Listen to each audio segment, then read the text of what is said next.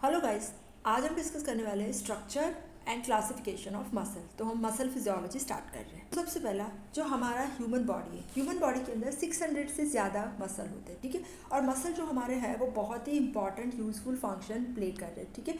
जैसे कि हमारी डे टू डे एक्टिविटी में हमें जो मूवमेंट करनी है, हमें फूड लेने के लिए कोई भी मूवमेंट है उसके लिए हमें मसल चाहिए, ठीक है। अभी हमारे बॉडी में 3 डिफरेंट टाइप्स के मसल होते हैं। एक है हमारे स्केलेटल मसल, दूसरे है कार्डियक मसल और तीसरे है स्मूथ मसल्स। तो क्लासिफिकेशन ऑफ मसल, मसल का जो क्लासिफिकेशन है वो 3 टाइप से होता है। एक है depending on the striation, striation है या नहीं है, प्रेजेंस और एब्सेंस ऑफ स्ट्राइएशन। दूसरा कंट्रोल के ऊपर, डिपेंडिंग ऑन द कंट्रोल। और तीसरा डिपेंडिंग ऑन द फंक्शन। पहला डिपेंडिंग ऑन द एब्सेंस और प्रेजेंस ऑफ स्ट्राइएशन, स्ट्राइएशन होते हैं नहीं होते। तो पहला आएगा हमारा स्ट्राइटेड मसल, जिसके अंदर क्रॉस स्ट्राइएशंस होते हैं, ठीक है। जैसे स्ट्राइएशन मतलब ऐसी ट्रांसवर्स लाइंस होती है, ठीक है। और ये हमारे लाइट माइक्रोस्कोप में भी दिखाई देती है। और इसकी एग्जाम्पल है हमारे cardiac muscle and skeletal muscle. दूसरे हैं non striated. Non striated muscle में क्रॉस स्ट्राइएशंस नहीं होते, इन्हें प्लेन मसल भी कहते हैं, ठीक है। और इसके एग्जाम्पल है हमारे स्मूथ मसल्स। दूसरा क्लासिफिकेशन है डिपेंडिंग ऑन द कंट्रोल। तो यहाँ पे हमारे मसल को 2 ग्रुप में डिवाइड करते हैं। एक है हमारे वॉलेंटरी मसल, जो कि कंट्रोल में हमारे अंडर अवर विल होते हैं, ठीक है। हम उसे कंट्रोल कर सकते हैं। क्यों? क्योंकि उनको सोमैटिक नर्व सप्लाई करती है। और ये हमारे है स्केलेटल मसल। और दूसरे है इनवॉलेंट्री मसल, जो हम कंट्रोल नहीं कर पाते। क्यों? क्योंकि उन्हें ऑटोनोमिक नर्व सप्लाई करती है। और इसमें हमारे आ रहे हैं smooth muscle and cardiac muscle. तीसरा क्लासिफिकेशन है डिपेंडिंग ऑन द फंक्शन। तो इसमें आएंगे हमारे 3 टाइप के muscle, skeletal muscle, cardiac muscle and smooth muscle. Skeletal muscle, क्यों इसे स्केलेटल मसल कहते हैं? क्योंकि ये हमारे बोन्स के साथ अटैच्ड होते हैं, अटैच्ड विद द बोन, जो हमारे बॉडी मास का 40 से 50% तक का पोर्शन बनाते हैं, ठीक है। और ये वॉलेंटरी होते हैं और स्ट्राइटेड होते हैं। वॉलेंटरी होते हैं क्यों? क्योंकि उन्हें सोमैटिक नर्व सप्लाई करती है। दूसरे है हमारे कार्डियक मसल। कार्डियक मसल जो है वो हमारे हार्ट का मस्क्यूलेचर बनाता है। हार्ट में हमारे 3 लेयर होते हैं, एपिकार्डियम, मायोकार्डियम, एंडोकार्डियम। तो जो ये मायोकार्डियम है वो हमारे कार्डियक मसल बनाते हैं। और ये है हमारे स्ट्राइटेड एंड इनवॉलेंटरी। और इनवॉलेंटरी है क्योंकि इन्हें सप्लाई करी हमारी ऑटोनोमिक नर्व्स, जिसके 2 डिवीजन है, सिंपैथेटिक एंड पैरासिम्पैथेटिक नर्व्स। हमारे आ रहे हैं स्मूथ मसल। स्मूथ मसल्स है वो हमारे विसरास के अंदर होते हैं। ये भी हमारे इनवॉलेंटरी है। क्यों? क्योंकि इन्हें भी ऑटोनोमिक नर्व सप्लाई करती है। ये कहाँ पे होते हैं? ये होते हैं हमारे विसरास की वॉल के अंदर, जैसे कि ईसोफेगस, स्टमक, हमारे डाइजेस्टिव सिस्टम की सभी डक्ट्स के वॉल में होते हैं। साथ में ट्रेकिया, ब्रोंकाई, एल्वियोलाई जो रेस्पिरेटरी ट्रैक में होते हैं, उनमें भी स्मूथ मसल होते हैं। यूरिनरी ट्रैक में यूरेटर, यूरिनरी ब्लैडर, यूरेथ्रा।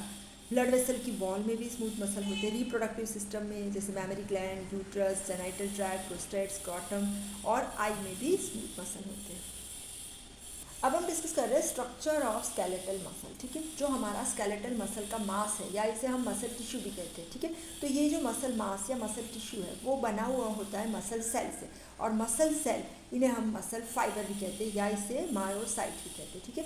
उसका स्ट्रक्चर अगर बात करेंगे तो उनमें मसल सेल के अंदर सभी ऑर्गेनली होते हैं जो हमारे बाकी सब सेल में होते हैं, पर उसमें न्यूक्लियस है वो एक से ज़्यादा होता है, ठीक है। तो मसल सेल्स हमारे मल्टी न्यूक्लिएटेड सेल है, ठीक है। अभी दूसरा एक है फेशिया। ये जो मसल मास है हमारा वो सेपरेट होता है थिक फाइब्रस टिश्यू से। और ये थिक फाइब्रस टिश्यूज है, इन्हें कहते हैं फेशिया। और ये फेशिया के नीचे, यू कैन सी, फेशिया के नीचे बट मसल का सबसे बाहर का लेयर, जिसे कहते हैं एपीमाइसियम, ठीक है। फिर हमारे जो छोटे छोटे फेसिकल्स होते हैं, जिसे कहते हैं बंडल। तो ये बंडल के जो कवरिंग है इसे कहते हैं पेरीमाइसियम। और एक एक मसल फाइबर का जो कवरिंग है इसे कहते हैं एंडोमाइसियम। हम कर रहे हैं, ठीक है।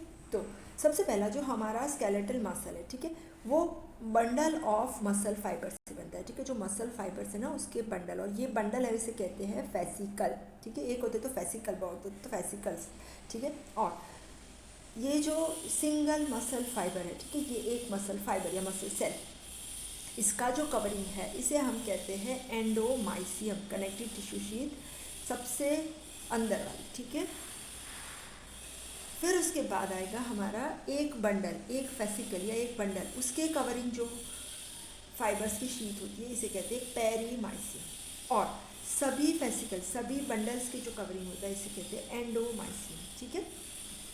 तो ये टेंडन क्या होता है? जो हमारे मसल फाइबर्स होते हैं ना, ये मसल फाइबर्स, ये हमारे अटैच्ड होते हैं tough cord of connective tissue से, ठीक है, कनेक्टिव टिश्यू का टफ कॉर्ड। और ये जो कनेक्टिव टिश्यू का टफ कॉर्ड होता है इसे कहते हैं टेंडन, ठीक है, ये वाला। और ये जो टेंडन जब फ्लैट थिन होगा तो इसे कहते हैं एपोन्यूरोसिस। तो यहाँ पे फिर से जो टेंडन है वो क्या है, हमारा fibrous terminal end of muscle. और ये टेंडन बना हुआ है हमारे कोलेजन फाइबर्स। और ये टेंडन अटैच्ड होता है बोन से। और ये टेंडन जब थिन फ्लैट और स्ट्रेच्ड होता है तो इसे कहते हैं एपोन्यूरोसिस। अब बात करें मसल फाइबर्स या मसल सेल। तो ये हमारा जो मसल सेल होता है वो है हमारा मल्टी न्यूक्लियर, मतलब उसके अंदर एक से ज़्यादा न्यूक्लियस होते हैं, ठीक है। और उसका शेप होता है ऐसे सिलिंडर का, ठीक है। लेंथ होती है उसकी 1 to 4 सेंटीमीटर या 40 मिलीमीटर भी लिखा है कई जगह पे। डायमीटर है इसका 10 to 100 माइक्रोमीटर। इसका जो सेल मेम्ब्रेन है इसे कहते हैं सार्कोलेमा। और उसका जो साइटोप्लाज्म है इसे कहते हैं सार्कोप्लाज्म। स्ट्रक्चर इसके अंदर ऑल द ऑर्गेनेलिस होते हैं जो हमारे बाकी सब सेल में है, जैसे कि nuclei, myofibrils, Golgi apparatus, mitochondria, sarcoplasmic reticulum, ribosomes, glycogen and lipid droplets. अभी कुछ टर्मिनोलॉजीज जिसमें आएगा हमारा पहला मायोसाइट जिसे कहते हैं skeletal muscle cell, sarcolemma skeletal muscle cell membrane, sarcoplasm skeletal muscle cytoplasm, sarcoplasmic reticulum, endoplasmic reticulum of skeletal muscle cell. जो हमने बता दिया ये सार्कोलेमा है सेल मेम्ब्रेन। देन सार्कोप्लाज्म है जिसके अंदर होगा ग्लाइकोजन, माइटोकॉन्ड्रिया, सार्कोप्लाज्मिक रेटिकुलम। और एक इम्पॉर्टेंट स्ट्रक्चर इसमें है जो है हमारा टी ट्यूब्यूल। तो ये टी ट्यूब्यूल क्या होता है, टी ट्यूब्यूल हमारा सार्कोलेमा है उसका इन्वेजिनेशन है। सार्कोलेमा अंदर इन्वेजिनेट करेगी, ठीक है। जो इम्पॉर्टेंट है जो हमारा नर्व एक्शन पोटेंशियल आएगा उसको अंदर लेके जाएगा, ठीक है। न्यूक्लियाई जैसे हमने बता दिया स्केलेटल मसल सेल के अंदर एक से ज़्यादा न्यूक्लियाई होते हैं, ठीक है। और वो होते हैं ओवल या एलोंगेटेड और सार्कोलेमा के जस्ट नीचे होते हैं। फिर मायोफिब्रिल्स। मायोफिब्रिल्स क्या होती है, मायोफिब्रिल्स हमारी फाइन पैरेलल फिलामेंट्स होती है जो हमारे सार्कोप्लाज्म के अंदर है, ठीक है। और मायोफिब्रिल जो है वो पूरे लेंथ मसल फाइबर के अंदर है, वहाँ पे पास होती है, ठीक है। और क्रॉस सेक्शन के अंदर ये जो मायोफिब्रिल्स होती है ना वो डॉट जैसे स्ट्रक्चर में दिखाई देती है, ठीक है। और ये एक दूसरे के पैरेलल रन कर रही है। ये मायोफिब्रिल है उसका डायमीटर होता है 0.2 to 2 माइक्रोमीटर और लेंथ होती है स्केलेटल मसल सेल की जितनी 1 to 4 सेंटीमीटर। और ये ग्रुप्स में अरेंज होती है, ठीक है। और ये मायोफिब्रिल के अंदर होता क्या है, हमारी मायोफिलामेंट्स। ये देखो ये मायोफिब्रिल है और उसके अंदर है मायोफिलामेंट्स जो है हमारी एक्टिन एंड मायोसिन फिलामेंट्स। और ये एक्टिन एंड मायोसिन है हमारे कॉन्ट्रैक्टाइल प्रोटीन। तो ये बनी होती है contractile proteins actin and myosin से। माइक्रोस्कोपिक स्ट्रक्चर अगर देखें तो हमारे स्केलेटल मसल सेल के अंदर दो बैंड्स होते हैं, एक है हमारा लाइट बैंड जिसे कहते हैं आई बैंड और दूसरा है डार्क बैंड जिसे कहते हैं ए बैंड। लाइट बैंड या आई बैंड इसकी लेंथ है 1 माइक्रोमीटर और ये है आइसोट्रॉपिक टू पोलराइज लाइट, इसीलिए इसे आई बैंड कहते हैं। मतलब क्या, जब पोलराइज लाइट इसमें से पास होती है तो लाइट रेज है वो रिफ्रैक्ट होते हैं सेम एंगल पे। और दूसरा है डार्क बैंड या इसे ए बैंड भी कहते हैं, उसकी लेंथ होती है ये वाला ए बैंड है सेंटर में 1.5 माइक्रोमीटर। इसे anisotropic to polarised light भी कहते हैं। क्यों, क्योंकि जब पोलराइज लाइट पास होती है तो लाइट रेज होते हैं वो रिफ्रैक्ट करते हैं डिफरेंट एंगल पे। डार्क बैंड है उसे क्यू डिस्क या क्यूस्किप डिस्क भी कहते हैं, ठीक है। फिर एच जोन जिसे हेंसन जोन भी कहते हैं, ये सेंटर में होता है यहाँ पे ए बैंड के सेंटर में, ठीक है, जिसमें मायोसिन के हेड नहीं होते। और एच जोन के भी सेंटर में होती है हमारी एम लाइन। तो जैसे ये हमारा डार्क बैंड है उसके सेंटर में एच जोन और उसके भी सेंटर में एम लाइन, ठीक है। और जब मसल कॉन्ट्रैक्ट करता है तो ये एम लाइन प्रोमिनेंट होती है। फिर है जेड डिस्क। जेड डिस्क है ये हमारे आई बैंड के मिडल में होती है, ठीक है। तो ये हमारा आधा आई बैंड यहाँ पे आधा यहाँ पे, ठीक है। इसे ज़्विशनबेक डिस्क भी कहते हैं, ठीक है। सार्कोमियर मतलब डिस्टेंस बिटवीन 2 जेड लाइन और जेड लाइन के बीच का जो डिस्टेंस है वो सार्कोमियर जो हमारा स्ट्रक्चरल एंड फंक्शनल यूनिट भी है, ठीक है। और सार्कोमियर की लेंथ होती है 2 to 3 माइक्रोन और जब मसल कॉन्ट्रैक्ट करता है तो ये कम होकर के 1.5 माइक्रोन हो जाती है। अभी हमारा है सार्कोमियर। तो सबसे पहले सार्कोमियर को डिफाइन करते हैं। सार्कोमियर क्या होता है, सार्कोमियर हमारा स्ट्रक्चरल एंड फंक्शनल यूनिट है स्केलेटल मसल का, ठीक है। इसे बेसिक कॉन्ट्रैक्टाइल यूनिट भी कहते हैं। और सार्कोमियर जो हमारा है वो 2 जेड लाइन के बीच का डिस्टेंस है, ठीक है। सार्कोमियर के अंदर होता क्या है, इसके अंदर होता है हमारा ए बैंड जो सेंटर में है यहाँ पे, फिर दोनों साइड उसके आई बैंड, उसके ए बैंड के सेंटर में आ रहा है हमारा एच जोन और एच जोन के सेंटर में है एम लाइन। बात करेंगे electron microscopic study of sarcomere. Sarcomere के अंदर दो टाइप की मायोफिलामेंट्स होती है, एक है हमारी एक्टिन फिलामेंट्स और दूसरी है हमारी मायोसिन फिलामेंट्स। एक्टिन फिलामेंट्स को थिन फिलामेंट्स भी कहते हैं। इनका डायमीटर है 20 एंगस्ट्रॉम और इनकी लेंथ होती है 1 माइक्रोमीटर, ठीक है। और ये फिलामेंट हमारी जेड लाइन से दोनों साइड एक्सटेंड करती है। यहाँ पे ये जेड लाइन है, ये से यहाँ पे, तो ये हमारी एक्टिन फिलामेंट हो गई दिस साइड पे, ठीक है, यहाँ पे इस साइड पे भी। और दूसरी है मायोसिन फिलामेंट्स जो हमारे थिक फिलामेंट है, उनका डायमीटर है 115 एंगस्ट्रॉम और वो होती है सेंटर में और इसकी लेंथ है 1.5 माइक्रोमीटर। अभी हमारी जो मायोसिन फिलामेंट्स है, ठीक है, उसमें से कुछ लेटरल प्रोसेसेस या कुछ प्रोजेक्शंस यहाँ पे ऐसे लेटरली बाहर आते हैं, ठीक है, और इसे कहते हैं क्रॉस ब्रिजेस। और ये क्रॉस ब्रिजेस जो है वो एनलार्ज स्ट्रक्चर है जिसे जिसे कहते हैं मायोसिन हेड भी, ठीक है। और थिक फिलामेंट जो है वो डबल डायमीटर उनका थिन फिलामेंट है, ठीक है। और हर एक थिक फिलामेंट के all the 6 sides thin filament होती है। जैसे कि हमारा क्रॉस सेक्शन करेंगे तो ये एक थिक फिलामेंट है, उसकी ऑल 6 साइड्स पे थिन फिलामेंट्स होगी, ठीक है। और ये हमारे लेटरल प्रोसेस है जो है क्रॉस ब्रिजेस, और ये क्रॉस ब्रिजेस है इनके जो एनलार्ज स्ट्रक्चर्स है जिसे कहते हैं मायोसिन हेड। अभी मायोसिन हेड का फंक्शन क्या होता है? ये मायोसिन हेड है वो हमारी एक्टिन फिलामेंट्स को मीडियली पुल करेंगे जब मसल कॉन्ट्रैक्ट होता है, और इसे कहते हैं रैट चैट मैकेनिज्म या स्लाइडिंग फिलामेंट थियरी, ठीक है। और जब ये मसल कॉन्ट्रैक्ट हो रहा है, ठीक है, तो यहाँ पे ये एच जोन है ना वो एकदम शॉर्ट हो जाएगा, ठीक है, और जो जेड लाइन के बीच का डिस्टेंस है वो भी डिक्रीज हो जाएगा, सार्कोमियर भी डिक्रीज हो जाएगा। यहाँ पे ये मसल हमारा रिलैक्स्ड है, ये वाला यहाँ पे, और ये कॉन्ट्रैक्टेड है। अब बात करेंगे कॉन्ट्रैक्टाइल एलिमेंट्स की, या जिसे कहते हैं contractile proteins of the muscle. कौन कौन से कॉन्ट्रैक्टाइल एलिमेंट्स है या कॉन्ट्रैक्टाइल प्रोटीन्स है? तो हमारे जो है मायोसिन और एक्टिन फिलामेंट्स होती है। फिलामेंट और मॉलिक्यूल दोनों के बीच का डिफरेंस हमें पता होनी चाहिए। मायोसिन फिलामेंट मतलब ये पूरी जो हेड वाली है ना, ये पूरी सेंटर में ये वाली ये फिलामेंट है, और एक फिलामेंट हमारे मल्टीपल मॉलिक्यूल से बनी है, ठीक है। उसी तरह एक्टिन फिलामेंट है तो ये ऐसे डबल हेलिकल एक्टिन फिलामेंट होगी, और जिसमें actin molecule tropomyosin and troponin molecules होते हैं, ठीक है। एक हमारी पूरी फिलामेंट है, फिलामेंट जैसे माला होती है, और मॉलिक्यूल्स इसके छोटे छोटे जैसे मणके बोलते हैं ना माला के, तो वही छोटे छोटे मॉलिक्यूल्स है जो मिलके पूरी फिलामेंट बनाते हैं, ठीक है। तो यहाँ पे भी एक्टिन फिलामेंट है तो इसमें एक्टिन मॉलिक्यूल, ट्रोपोमायोसिन और ट्रोपोनिन मॉलिक्यूल होते हैं। बात कर रहे हैं मायोसिन मॉलिक्यूल से, तो मायोसिन फिलामेंट हमने बताया मायोसिन मॉलिक्यूल से बनी होती है, ठीक है। एक मायोसिन फिलामेंट में अबाउट 200 to 300 मायोसिन मॉलिक्यूल्स होते हैं, ठीक है।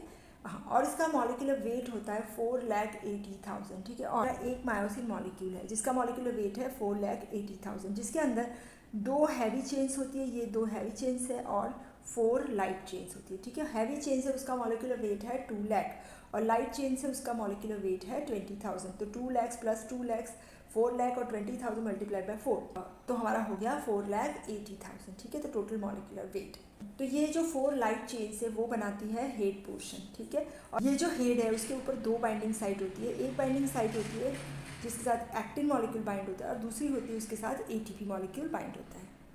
अभी अरेंजमेंट ऑफ मायोसिन मॉलिक्यूल्स, ये मायोसिन मॉलिक्यूल्स कैसे अरेंज होते हैं? ये ऐसे अरेंज होके कि हाफ ऑफ द मॉलिक्यूल्स होते हैं ना, उनके हेड का डायरेक्शन इस साइड पे होता है और हाफ वालों का इस साइड पे, लाइक दिस। और जो सेंट्रल पार्ट होता है ना उसमें हेड नहीं होते, जो बीच वाला जो एच जोन बनाता है, ठीक है, ये एच जोन बनाता है। नेक्स्ट बात करेंगे एक्टिन मॉलिक्यूल की। एक्टिन मॉलिक्यूल जो है वो एक्टिन फिलामेंट बनाता है, ठीक है। उसका डायमीटर है 4 to 5 नैनोमीटर, और जो फिलामेंट है इसे कहते हैं एफ एक्टिन, और जो मॉलिक्यूल है इसे कहते हैं जी एक्टिन मॉलिक्यूल। ये जो पूरा डबल हेलिकल पॉलीमर है, ठीक है ना, जी एक्टिन मिल के बनाते हैं एफ एक्टिन, और उसके मॉलिक्यूल्स है वो है अबाउट 300 to 400 एक फिलामेंट के अंदर, और हर एक मॉलिक्यूल का मॉलिक्यूलर वेट होता है 42,000 अराउंड। और इसके ऊपर एक ही बाइंडिंग साइट होती है जो हमारे मायोसिन के हेड के साथ बाइंड होती है, ठीक है।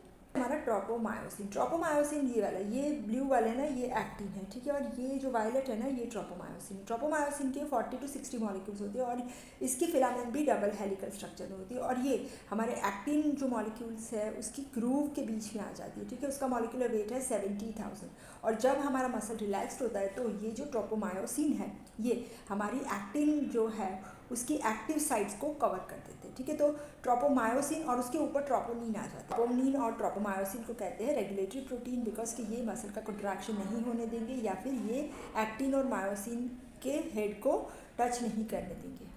नेक्स्ट आ रहा है ट्रोपोनिन। ट्रोपोनिन हमारे स्मॉल ग्लोबुलर यूनिट्स होते हैं जो इंटरवल में अटैच्ड होते हैं ट्रोपोमायोसिन से। इसके अंदर 3 सब यूनिट्स होते हैं। एक है ट्रोपोनिन टी जो कि ट्रोपोमायोसिन के साथ अटैच्ड है, दूसरा है ट्रोपोनिन आई जो एफ एक्टिन के साथ अटैच्ड है, और तीसरा है ट्रोपोनिन सी जो कैल्शियम से अटैच होता है। एंकरिंग प्रोटीन्स भी होते हैं। एक है हमारा एक्टिनिन, ये वाला, या इसे अल्फा एक्टिनिन भी कहते हैं। तो ये एक्टिनिन या अल्फा एक्टिनिन क्या करता है, हमारी जो थिन फिलामेंट्स है ना ये वाली, उसको जेड लाइन के साथ कनेक्ट करता है यहाँ पे, ठीक। फिर दूसरा है डेस्मीन। डेस्मीन हमारी जेड लाइन को सार्कोलेमा के साथ कनेक्ट करता है। तीसरा है डिस्ट्रोफिन। डिस्ट्रोफिन या इसे डिस्ट्रोफिन ग्लाइकोप्रोटीन कॉम्प्लेक्स कहते हैं, क्योंकि ये जो है ना डिस्ट्रोफिन, ये वाला रॉड जैसा एंकरिंग प्रोटीन है, ये हमारे एक्टिन या थिन फिलामेंट को हमारा बीटा डिस्ट्रोग्लाइकेन, यहाँ पे जो हमारे ये बीटा सब यूनिट डिस्ट्रोग्लाइकेन का जो हमारे सेल मेम्ब्रेन में होता है, तो इसके साथ कनेक्ट करता है। और इसका इंपॉर्टेंट फंक्शन क्या है, कुछ भी स्ट्रेस अगर हमारे एक्टिन पे आता है तो ये स्ट्रेस चला जाता है सार्कोलेमा के ऊपर। ये स्ट्रक्चरल सपोर्ट और स्ट्रेंथ प्रोवाइड करता है मायोफिब्रिल्स को। नेक्स्ट है हमारा नेब्यूलिन। ये नेब्यूलिन है वो क्लोज एसोसिएशन में होता है हमारे एक्टिन फिलामेंट से, यहाँ पे रन इन क्लोज एसोसिएशन, ठीक है, और पैरेलल होता है। नेक्स्ट है टिटीन, ये वाला जो ये येलो वाला है ना, वो स्प्रिंगी प्रोटीन होता है। वो हमारी सेंटर वाली एम लाइन और जेड लाइन के बीच में होता है। वो हमारे मसल को इलास्टिसिटी प्रोवाइड कर रहा है, साथ साथ में वो प्रोटेक्ट कर रहा है सार्कोमियर को भी कि वो ओवर स्ट्रेच नहीं हो जाए। इसके बाद आ रहा है सार्कोटिब्यूलर सिस्टम, जो बना है एक तो टी ट्यूब्यूल और दूसरी एल ट्यूब्यूल। एल ट्यूब्यूल का दूसरा नाम है सार्कोप्लाज्मिक रेटिकुलम, तो ये टी वाली ट्रांसवर्स ट्यूब्यूल है, और दूसरी है जो लॉन्जिट्यूडिनल एल ट्यूब्यूल। और ये सार्कोटिब्यूलर सिस्टम हमारा जो है वो बहुत इंपॉर्टेंट रोल प्ले कर रहा है कि जो डीपोलराइजेशन है वो अंदर की तरफ कंडक्ट हो जाए मसल फाइबर के अंदर। तो ये जो टी ट्यूब्यूल्स है वो हमारे ट्रांसवर्स नैरो ट्यूब्यूल्स होते हैं जो बनते हैं हमारे सार्कोलेमा के इन्वेजिनेशन से। जैसे यहाँ पे इसके ऊपर सार्कोलेमा है तो वो अंदर जाएगा इन्वेजिनेट, और वो होगा हमारा ए और आई बैंड के बीच में, ठीक है। और जो टी ट्यूब्यूल है उसकी मेम्ब्रेन है, उसके अंदर होते हैं कैल्शियम चैनल्स। ये कैल्शियम चैनल्स है वोल्टेज गेटेड, और जिसे कहते हैं डाईहाइड्रोपाइरिडीन रिसेप्टर। और ये टी ट्यूब्यूल है हमारा एक्सटीरियर में ओपन कर रहा है, ठीक है, और इसके अंदर जा रहा है, क्योंकि ये एक्सटीरियर में ओपन करेगा, देखो जैसे ऐसे करके होगा लाइक दिस, तो इसके अंदर होगा हमारा एक्स्ट्रा सेल्यूलर फ्लूइड। और जो हमारे एल ट्यूब्यूल्स होते हैं ना, ये लॉन्जिट्यूडिनल लाइक दिस, तो ये हो गया हमारे टी ट्यूब्यूल्स ऐसे, और यहाँ पे लॉन्जिट्यूडिनल हो गए हमारे एल ट्यूब्यूल ये वाले, ठीक है। तो ये लॉन्ग एक्सिस पे होते हैं, ठीक है, और ये होते हैं नियर द टी ट्यूब्यूल, ठीक है। और ये एल ट्यूब्यूल जिसे हम स्मूथ एंडोप्लाज्मिक रेटिकुलम भी कहते हैं, और जिसका जो टर्मिनल पार्ट होता है ना वो डायलेटेड होता है, जिसे कहते हैं terminal cisternae, dilatation of L tubules. तो स्केलेटल मसल में ट्रायड होता है। ट्रायड मतलब हमारा टी ट्यूब्यूल और साथ साथ में 2 एल ट्यूब्यूल्स, यहाँ पे ये तीनों मिलके ट्रायड बनाते हैं, और ये होता है हमारा एआई जंक्शन के ऊपर, ठीक है। और जो हमारा एल ट्यूब्यूल है वो कैल्शियम आयन को स्टोर कर रहा है, और जब भी ज़रूरत है उन्हें रिलीज़ करेगा। आर्टिकुलर सिस्टम का फंक्शन क्या होता है, सबसे पहला कि वो जो इम्पल्स है उसको ट्रांसमिट करेगा मसल फाइबर के अंदर, यहाँ मायोफिब्रिल तक, ठीक है। तो जैसे मसल स्टिमुलेट होता है तो एक्शन पोटेंशियल पास होगा सार्कोलेमा से, फिर वो टी ट्यूब्यूल से मसल के इंटीरियर तक चला जाता है। और एल ट्यूब्यूल का फंक्शन होता है कि वो कैल्शियम का स्टोरेज एंड रिलीज़ करता है, जो हमारे मसल कॉन्ट्रैक्शन के लिए बहुत इंपॉर्टेंट है। अब स्केलेटल मसल का कंपोजिशन, जो हमारे स्केलेटल मसल होते हैं उसमें 75% वाटर और 25% सॉलिड होते हैं। सॉलिड में भी इनऑर्गेनिक एंड ऑर्गेनिक। तो इनऑर्गेनिक में हमारे सब आयंस आ जाएंगे, sodium, potassium, calcium, magnesium, bicarbonate, chloride, phosphate, sulphate. और ऑर्गेनिक सब्सटेंसेस में हमारे आते हैं मेनली प्रोटीन्स, जिसमें हमारे myosin, actin, tropomyosin, troponin, actin, desmin, nebulin, जो हमने बताया वो सब आ जाएंगे, मायोग्लोबिन। और बाकी सब ऑर्गेनिक सब्सटेंसेस में आएंगे carbohydrates, lipids and non protein nitrogenous substances जो है वेस्ट प्रोडक्ट्स। तो ये हो गया हमारा structure and function of skeletal muscle. Thank you.